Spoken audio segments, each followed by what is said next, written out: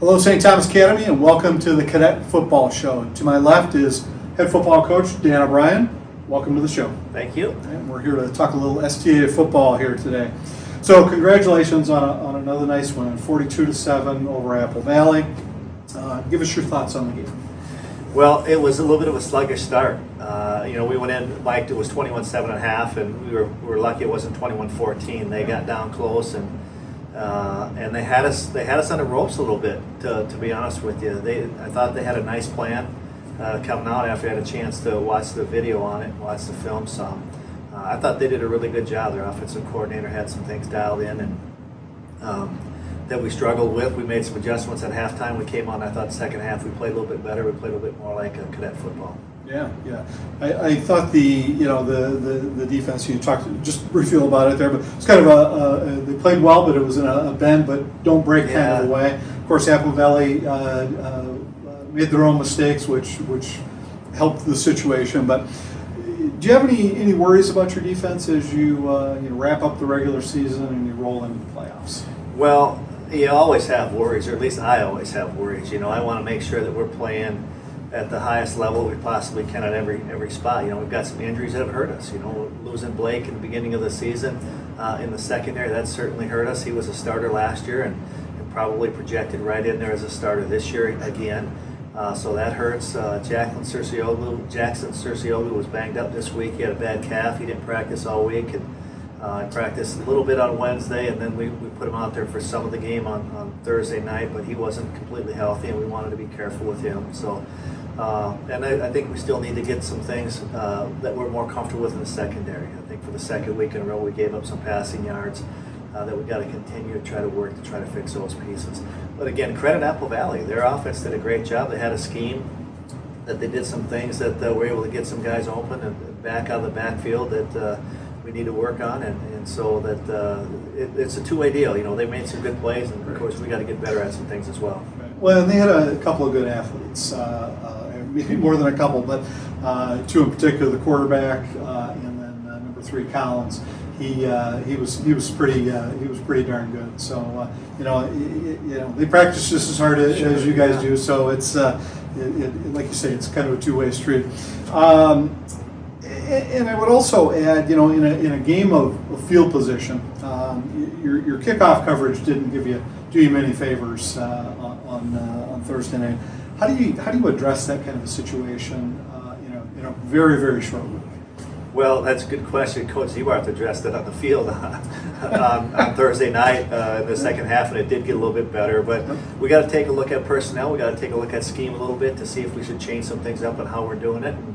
And just continue to work with people, making sure they're staying in their lanes and squeezing when they're supposed to squeeze, and those kind of things. But again, you're right. Apple Valley practices are hard too. They have good players, and it's the same type of Apple Valley team we've seen for a long time. So in my 5 years here, they're big and they have some athletic kids. So at the end of the day, we had some things that we didn't feel great about, but at the same time, a 42-7 win is a nice win. And the wins are hard to come. So we'll continue. We appreciate it, but we know we got a lot of work to do before we're playoff ready. Right. So the offense keeps clicking along. 364 yards on the ground. A little quieter on the air attack this week. 5 of 11 for 73, but 437 yards of total offense. That's pretty darn good. What are the things that this offense needs to do to continue to improve week by week? Well, I think we got to continue to play well up front. Right now our offensive line is playing pretty well, probably as good as any offensive line in my 5 years here. So we're pleased about that. We got to stay healthy up front. We got to stay healthy with our running backs. One of the things with having 2 really good tailbacks is that they don't take all the carries. They're not getting beat up. So both Love and Savion are healthy right now. They both feel pretty good. We've been able to alternate at fullback for most of the season. We didn't last game. Cody Packer was out last game, but McLean Lauber handled all of that. So we're staying healthy because we have some depth. I think that's real important for us. And we need to continue to mix the run and the pass because both of those complement one another. And every game, Mike, will dictate something different. Sometimes, like on Thursday night, we're going to run the ball a little bit more because we get a lead and we want to milk the clock some. And again, the game dictates what we do, whether we throw more, whether we're going to run it more. So got to continue to be consistent with those pieces, catch the ball, throw the ball, and block up front. We'll be okay. And I have to add, the two of the touchdowns that you had were through the air. One, a fantastic throw and catch by Sims to Dobbs, great adjustment on the ball, and then the other one, Love gets one out of the backfield and then just, I don't know if you watched, I'm sure you watched the film, but he accelerated as fast as any kid I've ever seen. That was fun to watch. Let's switch gears a little bit. Let's go to the players of the game. How about on offense? Offensive player of the game, we won Savion Hart. Savion had a great game. Again, he has had several of those. I don't know what his exact numbers were, but he rushed for well over 100 yards. He's averaging somewhere between 7 and 8 yards every time he touches the ball. Again, he and Love just great compliments to one another. He had about 164, 65 yards, something like that. So a nice night for him. How about on defense? On defense, we went with Bennett Kotak. Bennett had a fantastic game. Yes, he did. Yeah, he was all over the stat sheet. He led us in tackles and points this game and has done a fantastic job here the last couple of weeks. Yeah, absolutely. Special teams. Special teams, Mike, you mentioned it a little earlier. We struggled a little bit. So actually this week we did not name a special teams player of the game. We kind of decided that it's something that needs to be earned. It needs to stay special. And we're looking for a little bit more of an effort out of our special teams. And hopefully we'll get back to having one next week. All right. No participation trophies here, right? Let's move on to our grinder of the week. The grinder of the week. Interestingly enough, Mike, I can't think of it right now off the top of my head, but hang on, it'll come to me. I didn't look at it. Let's move on. We'll work our way back. All right. So the win brings you to 7-0. You've got one regular season game left. You alluded to it a little bit before. Some nagging injuries. Any significant injuries that have you scrambling a little bit to make sure you got the right people in the right spots? Well, I'll tell you what, I've never in all my years had as many finger injuries as we've had this year. Okay. Ryan Kramer snapped the finger on his other hand, so he has a broken finger on each hand. Soren Engstrom, who Mike was our grinder of the week. Okay, all right, Soren good. Engstrom, he snapped a finger, and he played through that one. He's had a shoulder. He's had all kinds of things this year that because he plays so hard that have just happened with him. And Vinny Mueller, I don't know that we have an update on his yet, but he's got a finger that I think potentially could be broken as well. Wow. So a lot of finger stuff this year. Yeah. All right. So nothing that's got you losing too much sleep or that you can't address really? Well, not that I can tell you right now, but you know what? It's that time of year. Every team was banged up a little bit, and if it's doctors and we have a fantastic trainer. Colas is as good as it gets as a football trainer. Cole Hartway, he handles all of our stuff, and he'll let us know if a kid can go or can't go, and he's fantastic at not only determining whether they should or shouldn't play, but also getting them back when they are injured. So he'll let us know if that finger is something we can tape up and play with, or if it's something that, hey, we got to take this and maybe get it pinned or get it fixed. Got it. Okay, sounds good.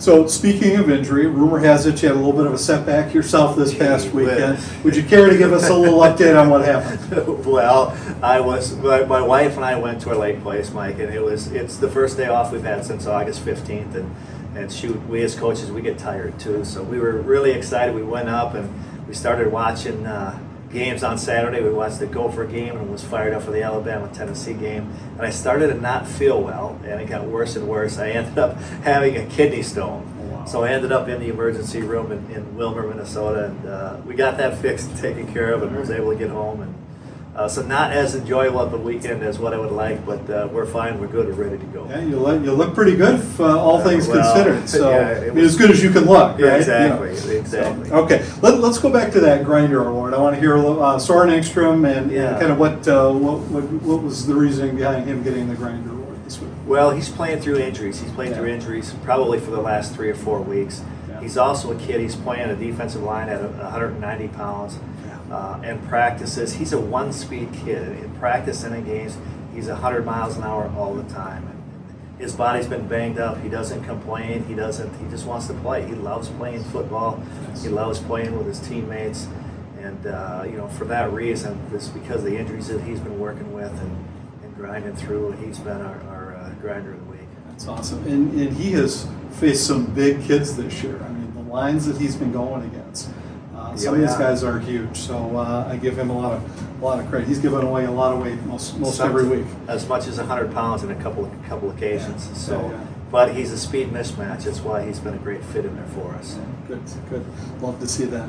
So let's talk about this week's opponent. STA goes to Tartan to take on the Titans on Wednesday nights, and they bring a 2-5 record into the game.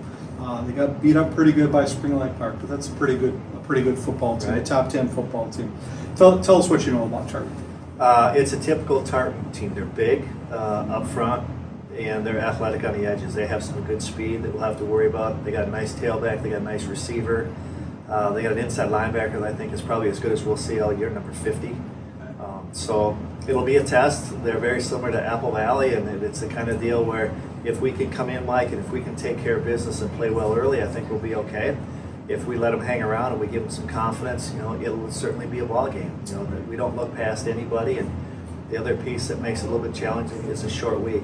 So we'll have a regular practice on Monday, and then Tuesday gives us a little something different than what our normal Thursday practice would be. We've got to still do a little bit more than a regular Thursday. So you kind of feel like you're squeezed on that practice week a little bit. So it'll be interesting. We'll just kind of stay with what we do and worry about ourselves this week, and hopefully that'll be enough to get us where we need to go on Wednesday night.